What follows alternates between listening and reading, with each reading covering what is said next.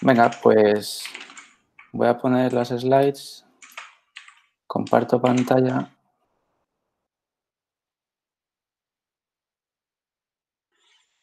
Lo malo es que no os voy a ver las caras, pero bueno. ¿Te importa si lo dejamos así? Sí, así se ve bien, ¿no?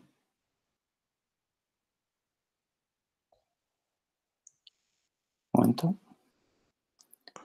Presento mejor la ventana.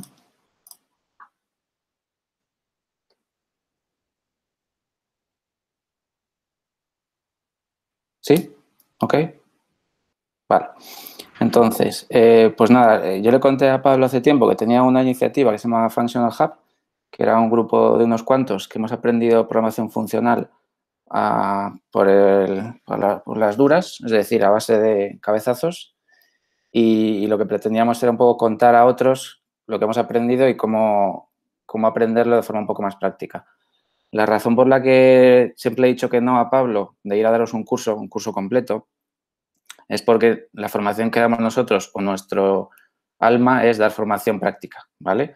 No contamos rollazos, aunque el de hoy va a ser un poco rollazo, sino que ponemos ejercicios, prácticas, cogemos código de producción y lo refactorizamos para que sea funcional. Y claro, como vosotros trabajáis en C# y yo no tengo ni papa de C#, pues era un poco arriesgado el tema. Entonces, por eso, la razón ha sido por eso. Entonces, al final Pablo me dijo, venga, pues da una introducción teórica y ya está. Pues en eso estamos. Vale, entonces la introducción esta es un poco la intro que hacemos de los cursos, pero más extendida, ¿vale? Porque si no, todo sería, bueno, esto ya lo veréis, esto ya os lo contaré, esto ya lo veremos en las prácticas. Aquí os lo voy a contar un poco. Entonces, mierda, ¿cómo hago esto? Aquí. Vale, bueno, lo que siempre digo es que yo no soy experto en esto, lo he aprendido por las bravas y no soy matemático, que parece que hay que ser matemático para entender las tripas o los conceptos fundamentales de la programación funcional. Tampoco creo que sea así, pero bueno, hay mucha gente que viene de esa rama y lo pone un poco difícil. Esa fue una de las dificultades, que hay terminología muy matemática. Yo no voy a hablar de nada del lado matemático de la programación funcional. Tampoco es teoría de categorías, que es una rama de las matemáticas de la que parece que viene la programación funcional.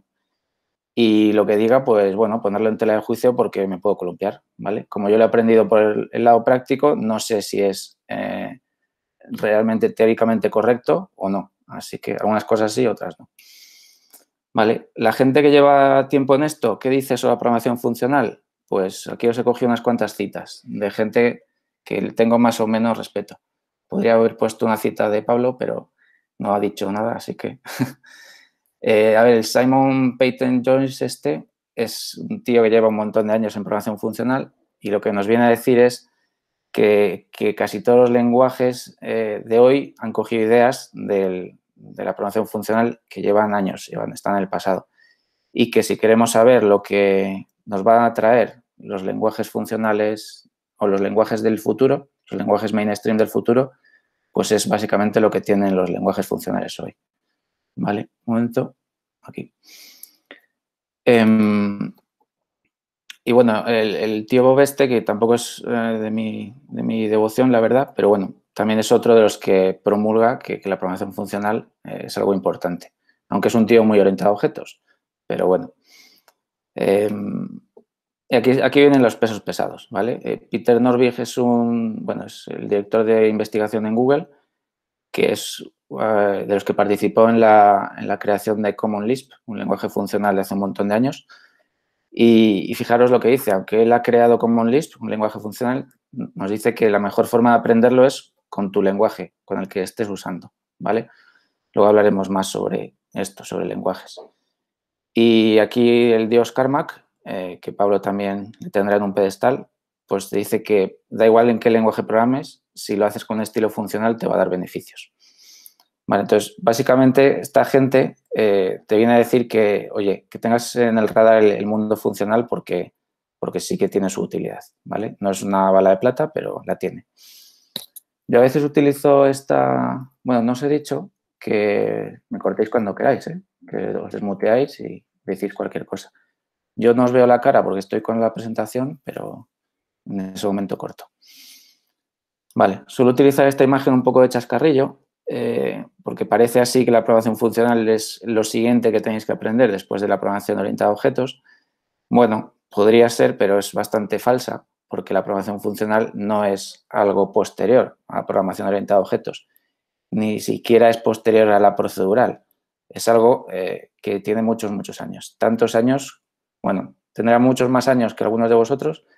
De hecho, tiene más años que yo y que Pablo, y tiene en su origen es casi a la vez que la programación procedural, ¿vale?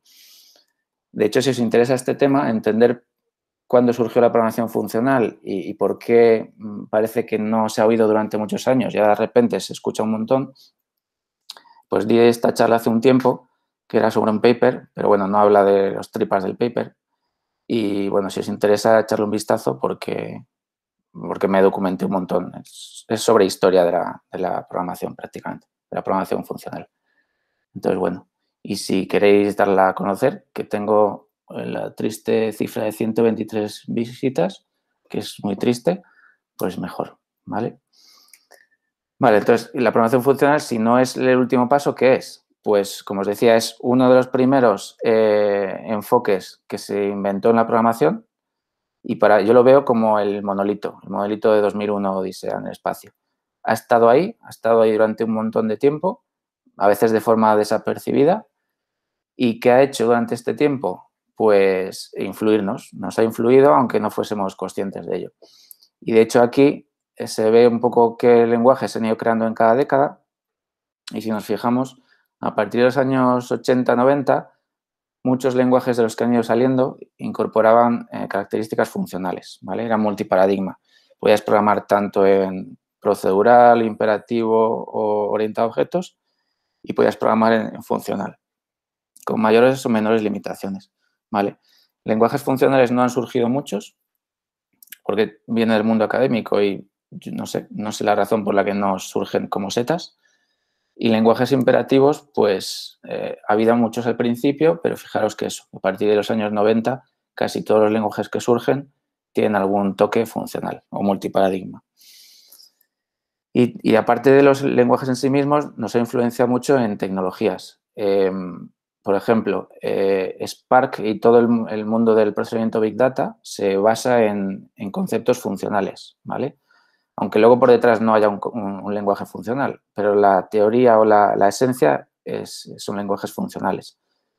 React, dice el juego de JavaScript, interfaces de usuario, pues la filosofía en la que se basa se llama Functional User Interfaces, es que interfaces de usuario inmutables es puramente funcional, eso viene de la programación funcional. Redux con su Unidirectional Data Flow también es funcional, incluso Docker, que no es un lenguaje de programación, no es una tecnología, pues ciertas ideas fundamentales en su diseño vienen de ideas funcionales. Los patrones reactivos en las librerías RX, de hecho las llaman Reactive Functional Programming. Bueno, como veis, hay un montón de tecnologías que en los últimos años han despegado y son súper trendy, que en su esencia, no en su implementación ni en su lenguaje, sino en su esencia, han cogido ideas del mundo funcional. Y yo creo que esa es la gran aportación de los lenguajes funcionales o de la filosofía funcional a hoy en día. No tanto los lenguajes o el estilo de programación, sino el estilo de diseño de los sistemas o la forma de pensar, ¿vale? Bueno, y entonces, el por qué a mí me costó aprender o por qué a mucha gente le cuesta aprender programación funcional, y yo estoy dentro de esos, me costó bastante, porque al final confundía una cosa con la otra. Y esta imagen creo que lo representa bastante bien. Es la historia esta de el elefante, que hay un montón de monjes ciegos a su alrededor. Entonces, cada monje toca a un lado del elefante y se cree que lo que está tocando es una cosa, ¿vale? El que está tocando la cola, pues se piensa que es una vaca. Y el que está tocando el cuerno se piensa que es un toro. Y nadie ve el elefante, pero realmente todos están tocando un elefante, ¿vale? Pues con la programación funcional, yo creo que muchos empezamos así. Pues si yo veo un filter map y un reduce, pues la programación funcional será esto. Y otro dice, pues si yo veo una mónada, pues la programación funcional será esto. Y otro dice, pues si yo veo, yo qué sé, un higher candidate types, pues la programación funcional será esto. Y en realidad no es nada de todo eso y lo es todo a la vez, porque la programación funcional es una serie de disciplinas y formas de pensar que luego las llevas a la práctica con todas esas cosas o no, o las llevas a la práctica de otra forma. Por eso decía Carmack que en tu lenguaje de programación puedes utilizar programación funcional. De hecho, los que seáis curiosos, hackers, y hayáis mirado el código fuente de Quake, que es una de las cosas así como más míticas que puedes hacer como programador, y si conoces la programación funcional, ves tintes de cosas funcionales dentro del C de Quake. Entonces, si Carmack ha sido capaz de hacer eso en C, pues imaginaros en otro lenguaje. Entonces, bueno, pues yo creo que para aprender la esencia de la programación funcional hay que separar el grano y la paja, ¿vale? Por un lado está la disciplina, que sería el elefante, o en qué consiste el estilo funcional o cómo hay que pensar de una forma funcional. Y por otro lado están los lenguajes o las utilidades o las construcciones funcionales que puedas echar mano en cada momento. Y eso dependerá de tu lenguaje, ¿vale? Pero lo importante, digamos, que es lo primero. Yo he dividido la charla en estas dos partes. Primero la disciplina y el estilo y la forma de pensar. Y luego ya utilidades concretas que estarán en un lenguaje o no lo estarán. Entonces, bueno, como me ha salido bastante largo el tema, a lo mejor no nos da tiempo a ver todo y partimos a la mitad. Luego vemos. Vale, bueno, pues entonces, empezando por el principio. Si tuviese que definir la programación funcional en una frase, pues podría decir que es algo así, que es un paradigma de programación basado en funciones, obvio, y control del estado. Y si tengo que hacerla todavía más resumida, quitaría lo de funciones. Diría que es un paradigma en el que lo que se pretende es controlar el estado, porque al final lo de las funciones no deja de ser una consecuencia del otro. Y con eso seguro que os he dejado bastante fríos, y no me extrañaría. Entonces ahora vamos a ir desgranando qué significan estas cosas, ¿vale? Bueno, aquí quería hacer la broma de que aquí ya se acabó la clase. Vale, un paradigma. Pues bueno, esto es muy básico. Un estilo, técnicas, conjunto de prácticas, forma de pensar que puedes aplicar total o parcialmente. Y aquí quería quedarme en esto, total o parcialmente. Hay gente que hace programación funcional parcialmente.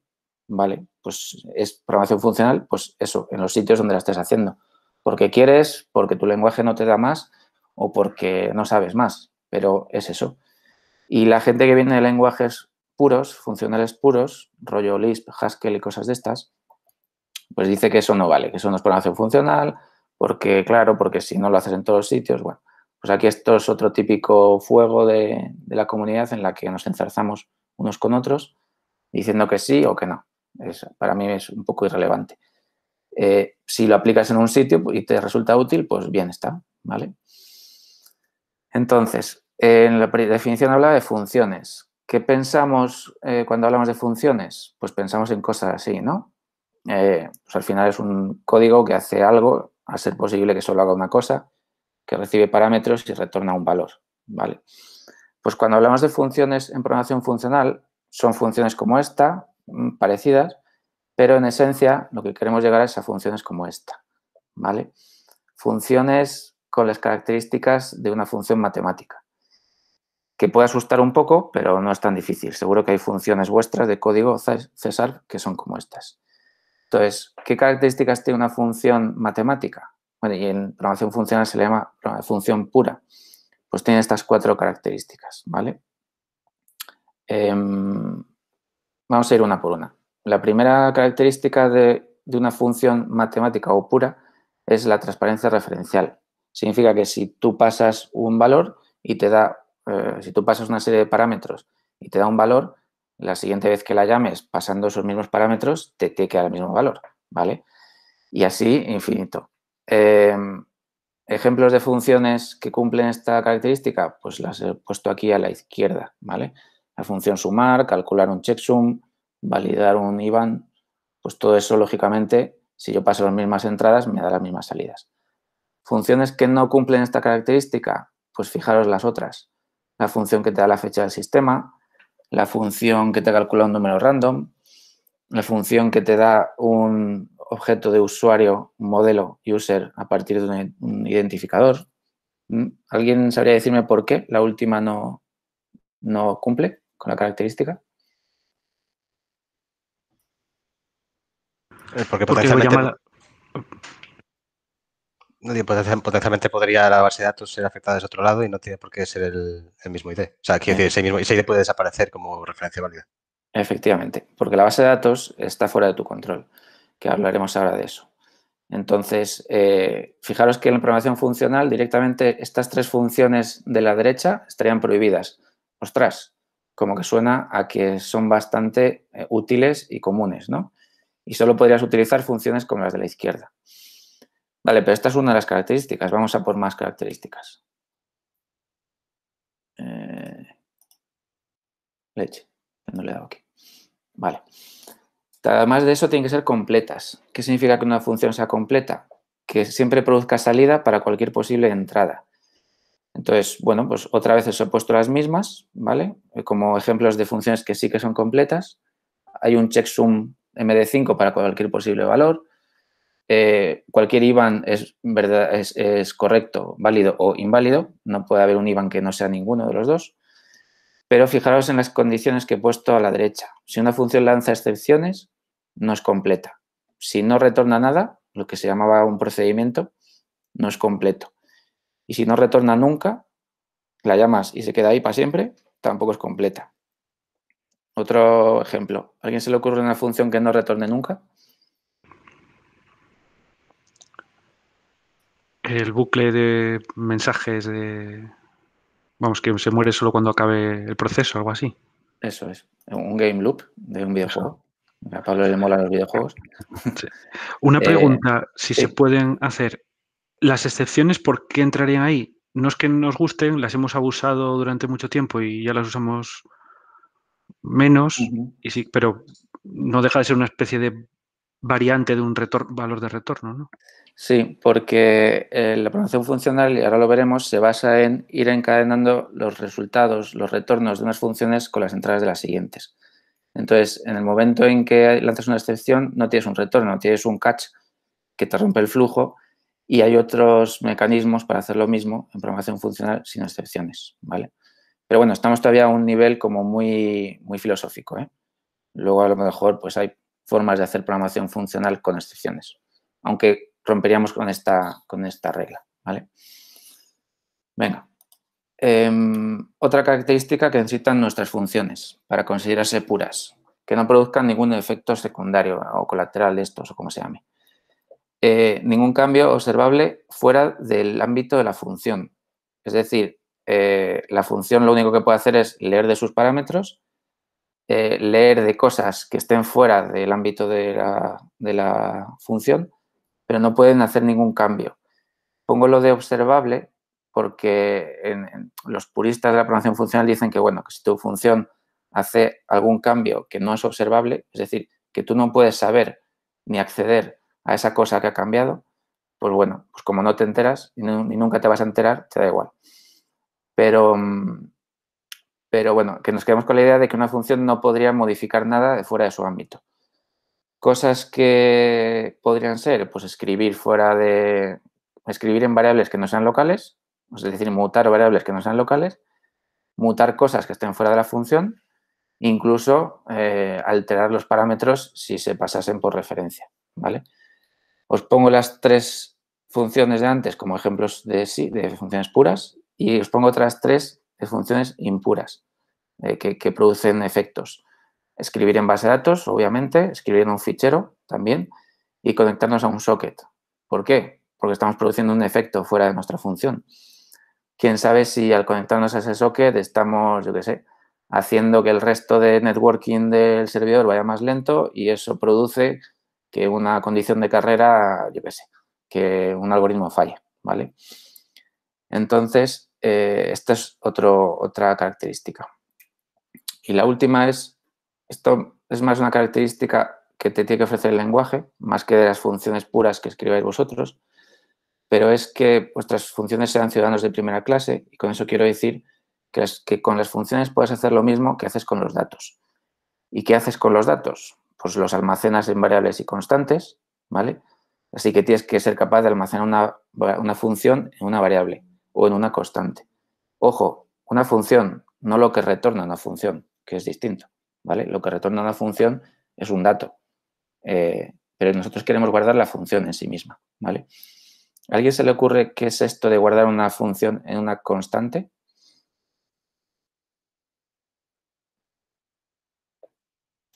Método estático. No, porque al final un método estático no deja de ser un ámbito distinto. O sea, es un método global, así decirlo, que no necesitas un contexto, el contexto del objeto para invocarlo. Es algo más, es algo que hacéis todos los días, guardar una función en una constante. Definirla y que no pueda mutar. Cuando definéis una función en vuestro lenguaje normal y corriente, función pp tal, estáis asociando un símbolo, el símbolo pp, a la función. Entonces, la constante es pp y la función es lo que soléis meter entre corchetes o lo que sea, ¿vale? Entonces, eso en JavaScript se ve bien porque tú haces función pp igual a corchete no sé cuánto. Ahí ves muy claramente, no lo haces así, haces let pp igual a función corchete corchete, ¿vale? Ahí se ve muy bien que a la constante pp le estás asignando una función, ¿vale? Y esa es la forma normal, una de las formas normales en JavaScript. Pero en vuestro lenguaje, aunque no sea tan obvio, estáis definiendo continuamente constantes a funciones, ¿vale?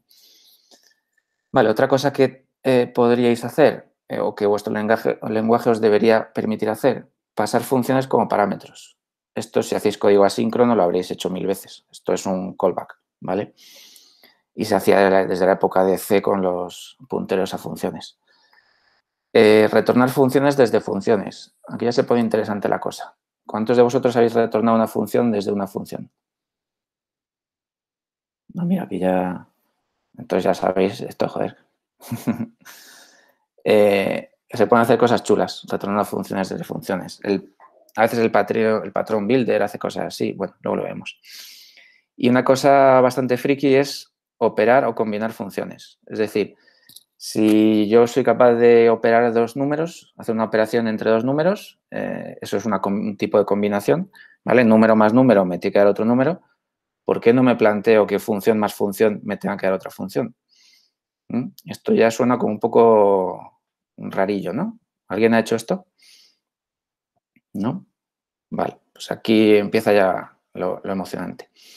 Como imaginaba que esto no lo habéis hecho, os pongo un ejemplo de caso donde se puede ver cierta utilidad. Hay otros muchos, ¿eh? Vale, imaginaros que definimos que el operador más significa ejecutar una función detrás de la otra. Es decir, A más B ejecutaría A y cuando termina A ejecutaría B. Y tiene una semántica muy parecida a la concatenación, ¿no? La concatenación la vemos muy natural, es cadena más cadena, pero se la cuentas a alguien nuevo y dice, ¿cómo que cadena más cadena? Entonces, si yo tengo un código que es el típico código de medir el tiempo de una función, que levanto un timer, hago mi función, paro el timer y miro a ver cuánto ha tardado y lo imprimo por consola, esas 4 líneas yo puedo combinarlas en una única función, ¿vale? ¿Y cómo? Pues si yo soy capaz de sumar dos funciones de forma que ejecute la primera y luego la segunda, pues puedo decir que construirme mi función que sea start timer más my process más stop timer más log last timer. Y aquí se aplicaría la regla de la asociatividad. Primero sumaría la primera con la segunda, eso da un resultado intermedio, que lo sumaría con la tercera, que da un resultado intermedio, que lo suma con la cuarta. Y el resultado final de todo eso, que es una función única que ha combinado 4 funciones independientes. ¿Vale? ¿Veis la utilidad? Es una de las cosas que se hace muchísimo en programación funcional, combinar las funciones, porque al ser puras las funciones, no producir efectos, no cambiar nada, no producir side effects de estos, no generar excepciones, y aquí, Pablo, es una de las cosas que decías, y siempre retornar un valor. Bueno, en este caso ni siquiera están retornando valor, pero bueno, tienes garantías de que al combinar funciones no vas a romper nada, ¿vale? Luego a ver si podemos verlo un poco más. Venga. A esta cosa, no solo a la combinación de funciones, sino a las 4 cosas que os he dicho, poder guardar funciones en variables y constantes, pasarlas por parámetros, retornarlas y combinarlas, se las llama Higher Order Functions, ¿vale? Si vuestro lenguaje permite Higher Order Functions, o H o F, lo veréis abreviado, vais a poder hacer esas cosas, ¿vale? Hay lenguajes que no las permiten directamente, pero tienen cosas similares, ¿vale? Pues tienen las closures, las funciones anónimas, los punteros a funciones que os decía antes. Hombre, con punteros a funciones puedes pasarlas por parámetro, pero no puedes combinar. O bueno, a lo mejor sí, ¿vale? Entonces, los lenguajes funcionales ponen mucho foco aquí, a las Higher Order Functions. Y yo creo que C# las tiene que tener seguro. Vale, en la definición os decía que tenéis que tener funciones, ¿vale? Es un paradigma que usa funciones y control de estado. Vamos a esa segunda parte. ¿Qué es el control de estado? Pues, primero, ¿qué es el estado? Llamamos estado a cualquier dato manejado por un programa. Es decir, cualquier información, cualquier dato, en cualquiera de sus formas, es estado, ¿vale? O sea que estáis manejando estado continuamente. Podemos dividir el estado en varias formas, en varios tipos, ¿vale? Estado inmutable y estado mutable. Por el nombre sabréis a lo que me refiero. Y también en base a su ámbito, ¿vale? Si el estado es local y es inmutable, pues tenemos ejemplos, una constante local definida en una función o un parámetro constante, ¿vale? Un parámetro que no puedes tocar. Bien, si es mutable y es local, pues tenemos la típica variable local o el parámetro que puedes modificarlo, aunque sea por valor, ¿vale? Si tenemos estado global, que es lo contrario de local, ¿vale? Global es fuera del ámbito de tu función, puede tocarlo cualquiera. Si es inmutable, pues tenemos la típica constante global, que es un símbolo. No deja de ser un símbolo que luego el compilador, más o menos, en todos los sitios donde has puesto tu símbolo, te pone el numerito. Y la maldita variable global, que es lo primero que nos dicen cuando aprendemos, ¿no crees variables globales? ¿Por qué? Pues ahora veremos por qué. Que es mutable y a la vez es global, ¿vale? Pero si consideramos global, a ver, global puede ser global de todo tu programa, pero también puede haber otros nivel de global, ¿vale? Bueno, aquí os pongo más ejemplos. Además de una variable global, un fichero es igual de global, ¿no? Porque lo puedes tocar desde cualquier parte de tu programa. Entonces, ahí ya tienes otra cosa que es mutable y es global. Y la base de datos igual, porque realmente puedes conectar la base de datos desde cualquier parte de tu programa. Entonces, también es mutable y global. Y un socket, pues también, ¿no? Porque vuelve a ser mutable y global. Incluso la consola, por mutable, si entendemos por mutable que se pueda escribir en ello, pues también. Y un atributo de clase, y aquí os quería decir, si consideramos que global no es el universo, sino el tiempo de vida que dura un objeto, pues también es global, porque cualquier parte, cualquier código o cualquier método de la clase puede tocar ese atributo. Así que es global dentro del ámbito de la propia clase. Sí, luego viene el tema de la encapsulación, que sí, que se bla, bla, bla, pero al final tú ahí tienes tu atributo de clase y puedes tocarlo desde cualquier método de tu clase. Y un widget de la interfaz gráfica, pues al final tiene una serie de atributos que si su posición, su color y si está activo o no lo está, en teoría también puedes tocarlo desde cualquier sitio, ¿vale? Entonces, fijaros qué montón de cosas son mutables, todo esto es mutable y son más o menos globales, ¿vale? Luego sí, luego podemos entrar en el debate de que si tienes una arquitectura bien organizada, pues desde las capas internas no accedes al interfaz gráfico, de acuerdo. Pero eso son imposiciones o recomendaciones o guías que nos hemos impuesto nosotros programadores para tener un poco de orden y reducir el caos, no porque el código te lo impida, ¿vale?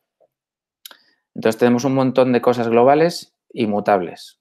Entonces, ¿qué dice la programación funcional? Y a veces la pura intuición. Pues que las cosas locales e inmutables molan mucho. Las cosas locales inmutables, bueno, podrían tener sus peligros, pero no deberían ser muchos, porque es local, lo tienes muy controlado. Las cosas globales e inmutables, pues también no tienen ningún peligro, pero las cosas globales inmutables, ahí es donde está el mogollón y el problemón, ¿vale? Y diría que casi muchos, no sé si casi todos, pero muchos de los problemas graves que nos encontramos en nuestro software están aquí, ¿vale? Entonces, ¿qué hace la programación funcional?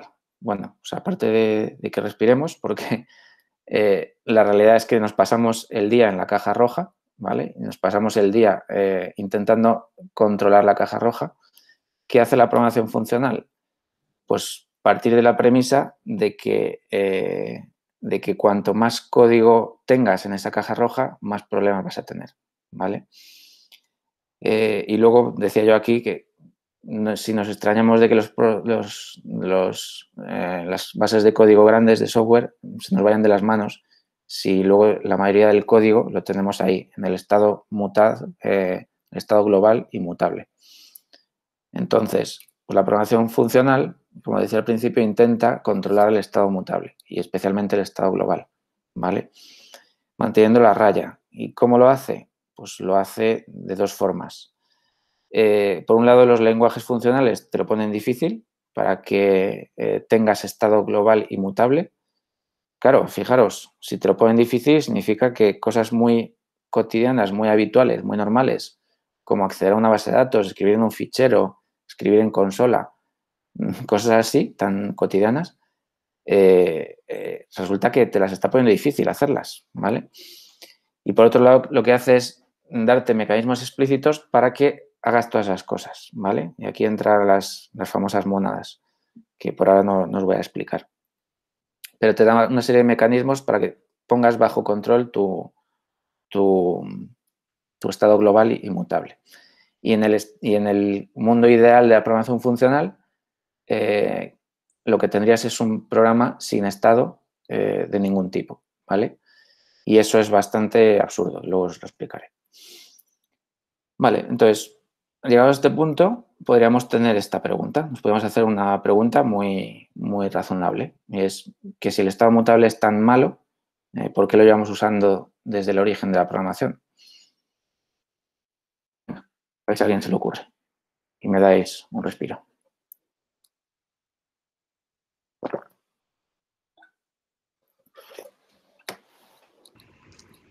¿No se le ocurre a nadie? ¿No? No, quizá porque refleja cómo funciona la propia máquina, de alguna manera. Efectivamente, por ahí van los tiros. ¿Por qué usamos estado mutable? Porque si miramos la historia, yo soy un poco friki de la historia, se está notando. Si miramos la historia y miramos todos nuestros lenguajes, aquí en la parte derecha veis C. Vale, a partir de ahí, de C ha heredado vienen todos los demás, ¿vale? Bueno, entre C y Simula y Pascal, pues de ahí vienen todos los nuestros. Todos ellos, su common ancestor, en vuestra terminología, sería Algol o Fortran, ¿vale? Y de esto habla la charla esa que os puse antes, pero con mucho más detalle y explicándolo con detalle. Vale, pues Algol y Fortran lo que hacían era, básicamente, implementar esto, que es la máquina de Turing. Y la máquina de Turing lo que nos decía era que había una cinta infinita donde tú leías o escribías, ¿vale? Y ya está, bueno, ya está. Y eso que escribías o leías era o código o datos. Pero al final la propia máquina de Turing y lo que vino después, y los primeros lenguajes y los lenguajes que han seguido a esos primeros lenguajes, vienen un poco sesgados por esa idea en la que hay una memoria y tú la memoria lees de ella, operas y escribes, ¿vale? Y en el escribir es donde está el problemón, ¿vale? Y los lenguajes funcionales no partían de esa premisa, partían de otra que era el cálculo lambda y no había cinta, no había escritura y no había lectura. Lo único que había era evaluación y reducción de funciones matemáticas, ¿vale? Que bueno, que no me meto, que eso está grabado en otra charla. Entonces, si fuésemos capaces, que no es fácil, programar sin estado en absoluto, ¿qué ventajas tendríamos? Bueno, pues a mí se me han ocurrido estas, pero alguna puede ser discutible y alguna otra se me habrá escapado, ¿vale? Pero yo creo que el código sería más simple, nos quitamos todo el marronazo de saber si en tal sitio está guardado el dato correcto o no. Tendríamos menos partes movibles, lógicamente, porque nada se puede mutar, así que todo es tal y como se creó en su origen. Menos trampas de, yo aquí me pensaba que esto no podía valer negativo y al final valió negativo.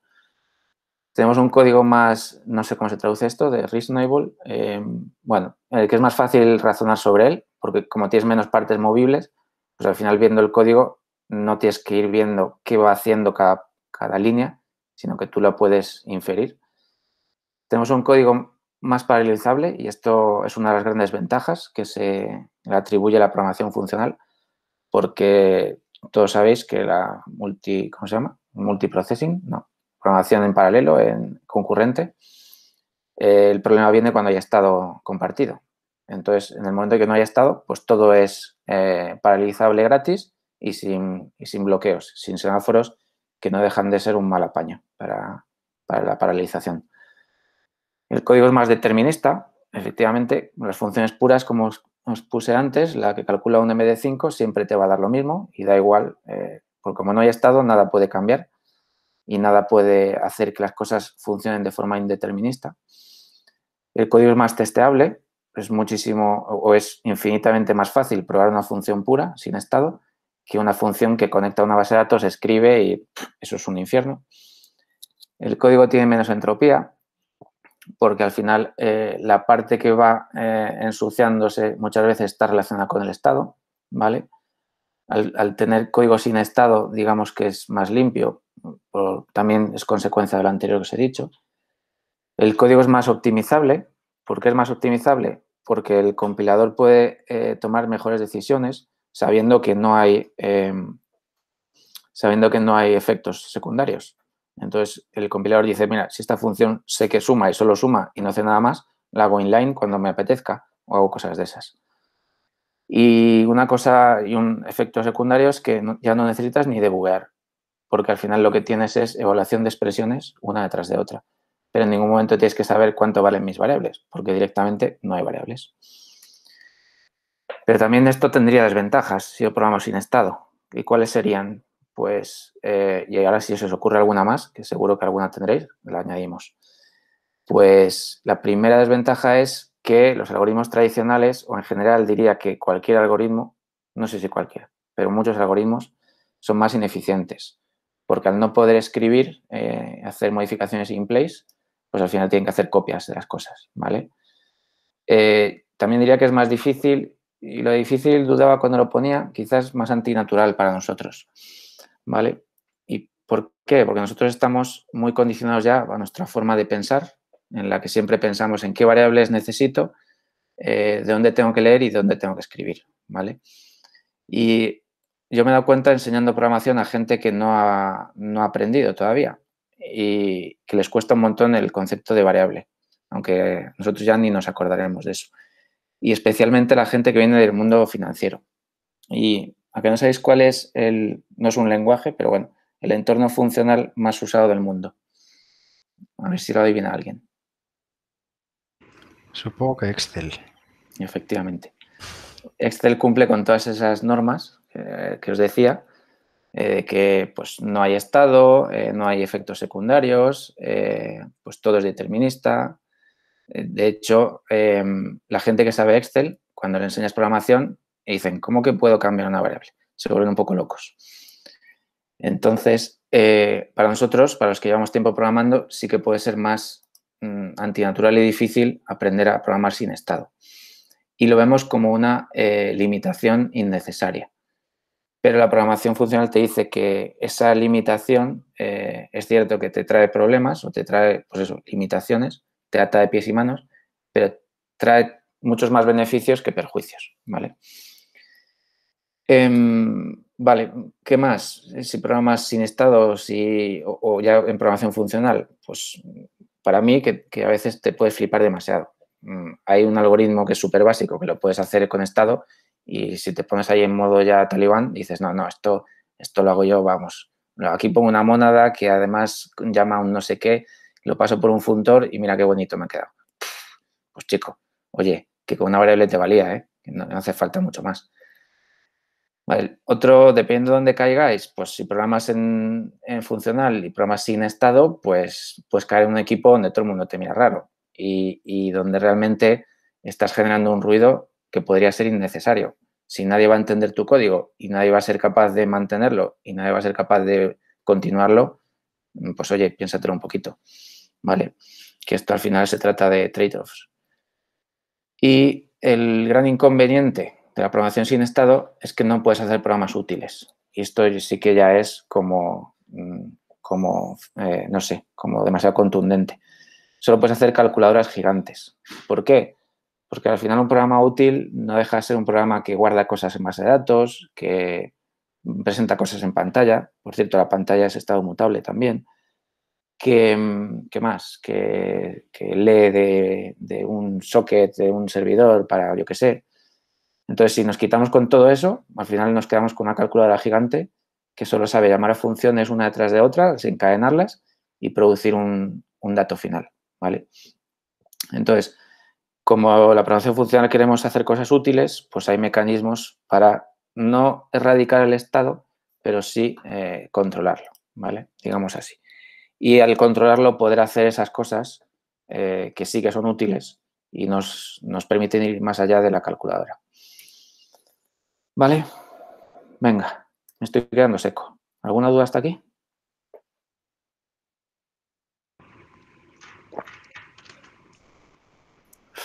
Bueno, el concepto de reducir estado es algo que llevamos intentando hacer mucho tiempo. No sé si podremos llamar funcional a lo que hacemos, pero intentamos usar el máximo de funciones estáticas que reciban parámetros y devuelvan un valor en vez de modificar estado. O sea, lo del estado es algo que nos preocupa bastante.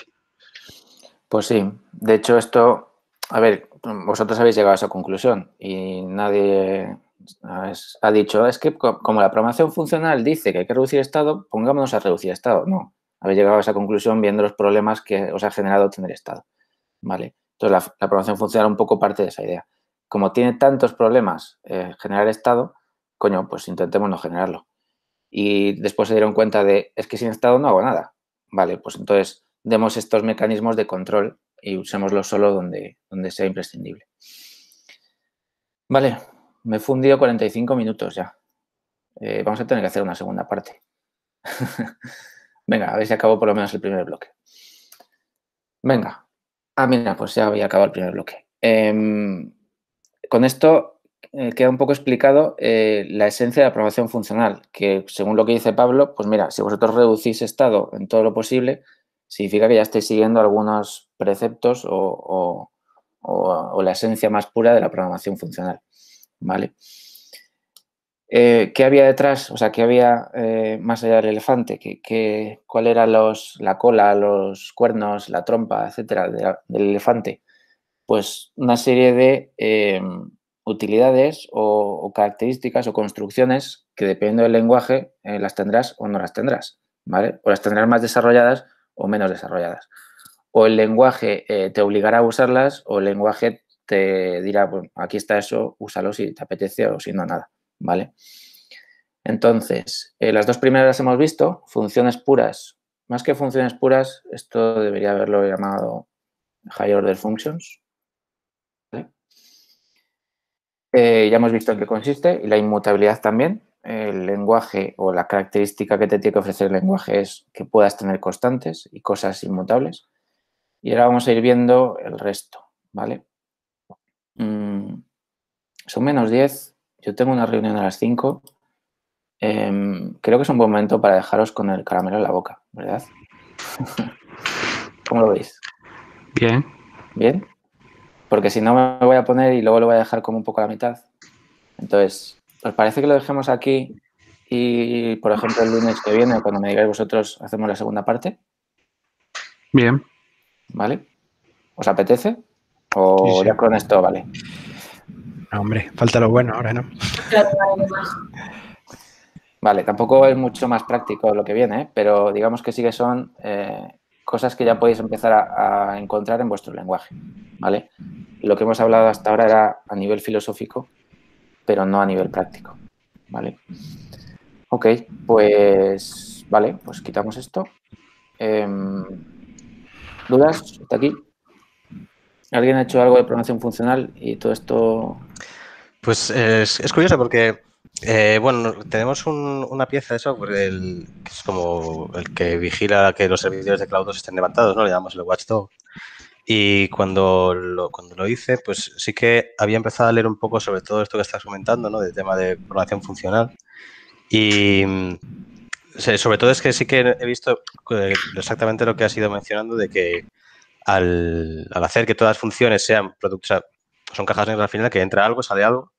Y sí que es verdad que notas, tienes una pequeña, o sea, al principio lo que comentabas, que no es súper intuitivo cuando no estás acostumbrado, pero luego como que en cuanto coges carrerilla es mucho más sencillo, empiezas a ver más fácil y te resulta mucho más fácil coger una pieza, hacer un puzzle con ellas y traducirlo todo a un proceso que luego efectivamente es mucho más fácil de conseguir probar.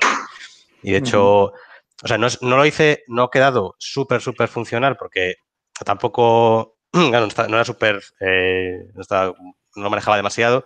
También me basé en algo que has comentado, algo parecido a lo del React y Redux, que tienen ese estado global. Entonces, como que tomé esa idea de cuando había estado haciendo unos desarrollos con Vue.js, tener un estado global para poder, o sea, digamos, pasar ese objeto de estado global y hacer mutaciones sobre él. Es un poco sui generis, pero al final como solventé todo ese tema que has dicho de manejo del estado. Y no, que la verdad es que me ha parecido muy interesante poder entrar de una manera más en profundidad a esto. Claro, fíjate que tú te fijaste en Redux y Redux al final lo que hace es reflejar una idea de la programación funcional. Entonces al final estabas haciendo programación funcional casi sin saberlo. Es lo que os decía antes de que cuando tienes el cuerno en las manos dices, esto está duro, esto tiene que ser una tortuga o yo qué sé. Pero realmente es parte de la programación funcional.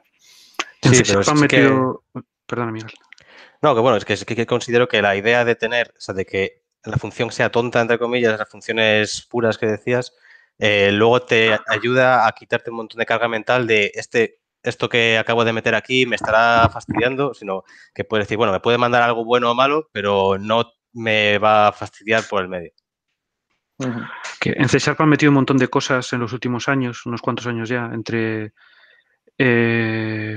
lambdas, poder utilizar funciones para pasarlas. Antes ya estaban los delegates, que eran como un callback, pero bueno, como una implementación un poco mejor, clausures y todo ese tipo de cosas las estamos usando. Pero yo creo que la filosofía real, o sea, eso no dejan de ser lo que decías un poco de pequeñas herramientas por aquí y por allá. Los clausures los usamos pues en ciertos sitios y tal. Pero yo creo que el fundamento, o así lo entiendo yo, y puedo estar equivocado, o sea, para mí la filosofía más importante, y es una historia que hemos dicho, que hemos dicho desde hace unos cuantos años, que es pasa parámetros y devuelve valores. Y déjate de orientación a objeto y de todo esto. Es decir, pasa parámetros. Es decir, esas funciones que aprendíamos a hacer en primero de carrera eran prácticamente las que eran las buenas y no lo que nos hemos liado luego posteriormente, ¿no? Y también pues hemos dividido mucho datos de... O sea, hacemos clases que son casi structs, o sea, en plan de, no structs en implementación en C#, sino que no tienen métodos, sino que hay funciones que operan sobre las clases y no las clases. O sea, no hacemos lo típico de, no sé, coche.guardate. De hecho, nos costó años quitarnos eso de la cabeza. Sí. Y la hemos Me liado parece mucho, que lo estás mucho, haciendo mucho. mal. Parece el sentimiento de culpa de, joder, estoy yendo en contra de la orientación a objetos. Eso fue horrible, sí.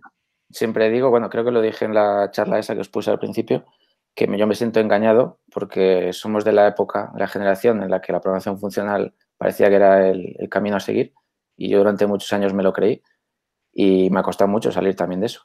De la orientación a objeto dices, ¿no? Sí, sí. Perdón, eso, la programación orientada a objetos. Y es cierto porque al final y adecuas tu estilo a eso que te han contado. Entonces sí, estoy de acuerdo.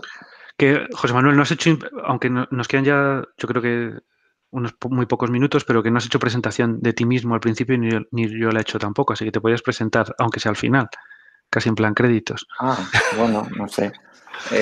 No sé qué digo, que soy amigo de Pablo, que soy de Valladolid. No, hombre, cuenta un poco todos los sitios donde has trabajado. ¿Que quieres que hable de mi libro?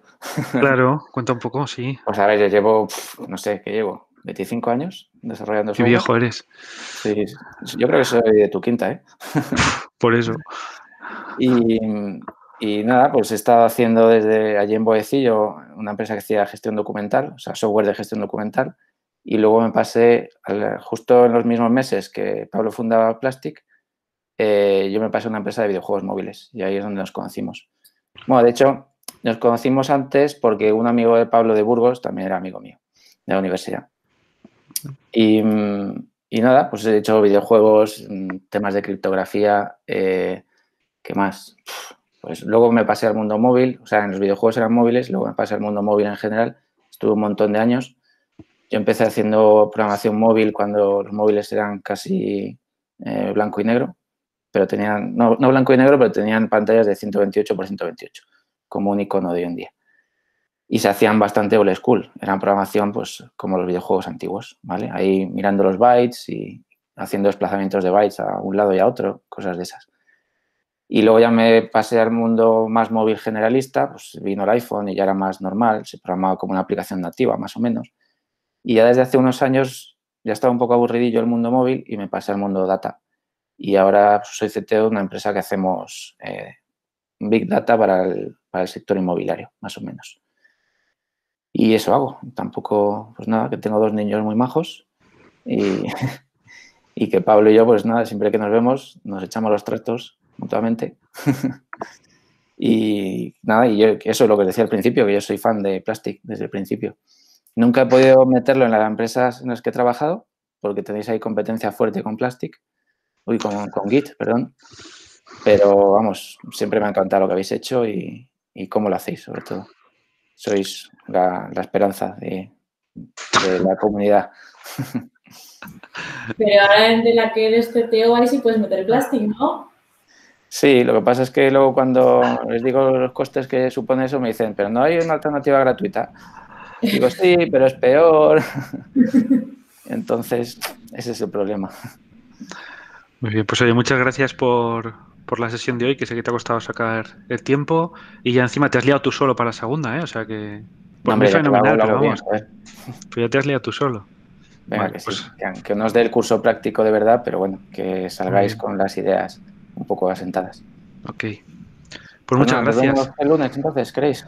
Sí, ponemos Venga, otra pues el cita de lunes. calendario y ponemos a todos. Muchas Lunes gracias. misma hora. A vosotros, buena Gracias. tarde. Hasta luego. Chao.